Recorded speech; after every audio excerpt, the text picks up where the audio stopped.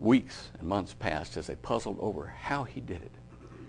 And groups all over the United States, for like Martin Marietta and some of the other larger corporations, had scientists gathered together trying to figure out how did he do it.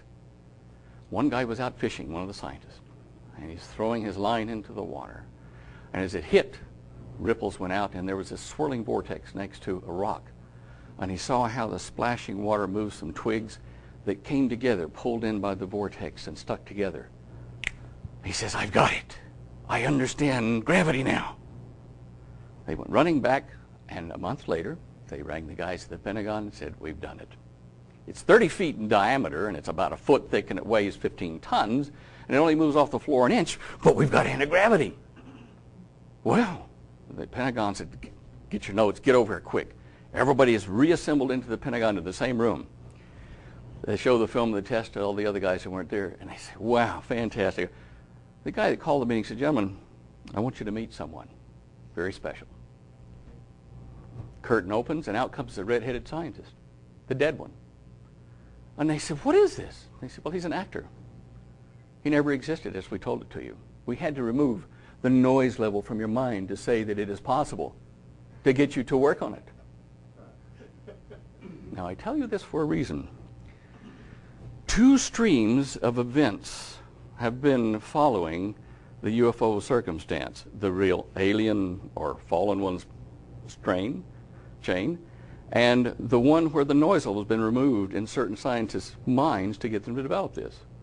We have developed anti-gravity. I was recruited way after they got it the first time because I came up with a method of powering a saucer craft using an ionized air plasma, which I'll explain to you later. In that program, under Dr. Teller, I was sent down to Australia. And so I have been privy to things you would never see. You would never, ever see. And I'm going to show you some of those things as best I could recreate them today so that you'll understand that mankind has, on his own accord, done some of this. Now, before the alien card was played or begun in 1947, it was kicked around in Washington that in addition to removing the noise level, after World War II was over, there was going to have to be some sort of a plan devised to stop warfare. We could not afford, the human race could not afford another warfare with the technology at the stage it was. Any of you that have brothers and sisters, as children, you can remember when you were in your room fighting at night, probably, and your dad said, "Stop, or I'm coming in with the belt." That he meant business, yeah, probably, until you heard the knock at the door. And when the door ripped open and there was the 8-foot wide belt with meat cleavers on it and said, "I'm going to kill you," you knew you were friends again. You and your brother or sister were friends. And, "Hey, Dad, no problem." We are that way. Russian, Chinese, American, Canadian. We are the fighting siblings, all humans. Well, majority of us anyway. To get us together long enough to try peace, to get along in harmony, it was reasoned that they could not coerce us from any philosophical or political point. They could not force us with a dictatorship.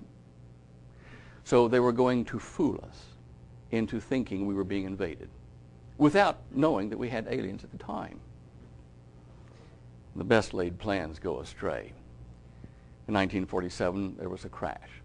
And there were alien beings on that crash. Even though I wasn't there, I'm convinced from what I was shown inside the organization.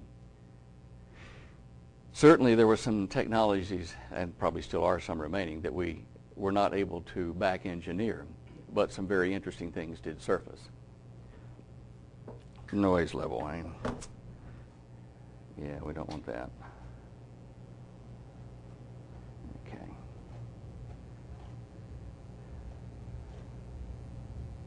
Now, to help you understand gravity, I'm doing this for a reason.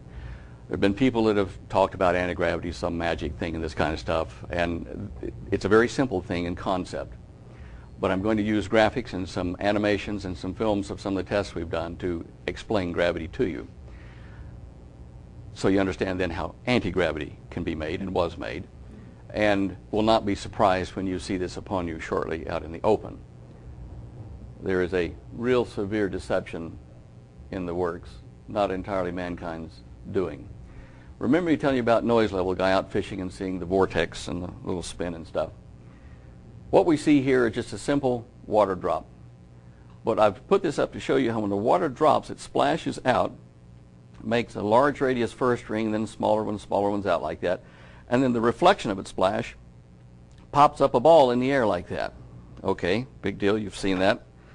Now, what happens next is you will see if you take one splash, it sets almost equally spaced crowns out like this.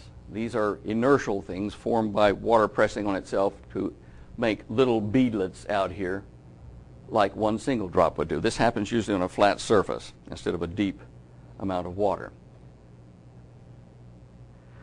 Now, for the astronomers in the crowd, what we see here is a splash which can represent the sun. Then there's the first orbit of some planet, and the second and the third. But if you're an astronomer, you notice that those rings, the radii of them, do not match our planets. You think, well, this couldn't be explaining gravity and orbits of planets. But it does. Because in space, you don't have an infinite pond where the ripples just go out and don't come back. Space has mass and resistance. It's like a very fine fluid that's so fine that atoms are made up of a lot of it. It's called ether space in James Clerk Maxwell's day century before last, and we have returned to that understanding of the way the world works. When you take a bucket of paint, thick paint, and you put your paint stirrer on your drill and you stick it down in and spin it around, it will make circular waves go out and hit the edge of the paint bucket and then come back to your spinning paint stirrer, the little rod. If you spin it at the right speed for that can, the wave will go out, reflect back in, just in time to be in phase with the next spin wave coming out from your spinning rod. This is called standing waves or harmonics. When that happens, then the spacing of the rings changes.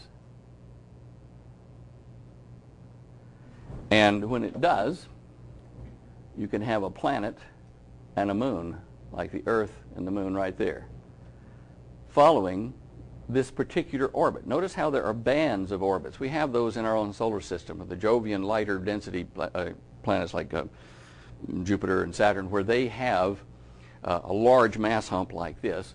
That would be out in this area here. Here down in our zone is a different set of rings, but they all follow what's called a hyperbolic or an exponential curve as far as their distance from the sun like this. It's a very nice curve. But it's a sum of two things, two waves. The sun is spinning at high speed and it spins out a bunch of rings. They reflect from space itself because it's spinning so fast, the sun is. And the waves reflect back, and where they cross and add together forms an orbit. And a planet has to orbit in one of those or it breaks up. Like the asteroid belt used to be a planet, but now it's broken up and pieces of it are on the surface of Mars, a lot of red dust and a 600-mile diameter chunk of that, either a moon or the planet itself in that orbit, is broken up on the surface of Mars near the Cydonia area where people think there's a face, and that's a farce. Gravity can be determined with a telescope looking at distant star systems. How can you see gravity? Because scientists, astronomers have found that as a star spins, it's originally spherical, but as it spins, it starts to flatten at the poles. And this is called oblateness. It's not totally round, it's oblate flattening. When that happens, they measure the number of degrees of off-true circle, that is, and they say, its gravitational constant is such and such because it is so flattened. The more it flattens, the higher the gravitational constant. What they're telling you is this: gravity has to have spin around some center or you don't have gravity. So you say, well, why is that? It's because gravity is not a one-way force. It's the result of two forces acting.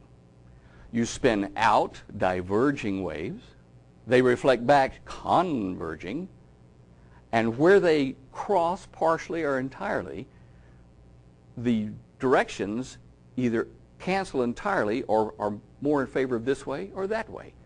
In essence, gravity will reverse in orbits and not all be pointed at the sun. In between orbits, there are null zones. There are zones where the the forces net more that way, out away from the solar system than toward the center. On the Earth, if you were to drill a hole all the way down to the center and drop a rock, it wouldn't go to the center of the Earth. It would go down a fixed distance and bounce back up, not to the surface, but probably 150, 200 miles below, and find its equilibrium point. There are layers or shells of inertia that form gravity. Spin. Have I lost everybody?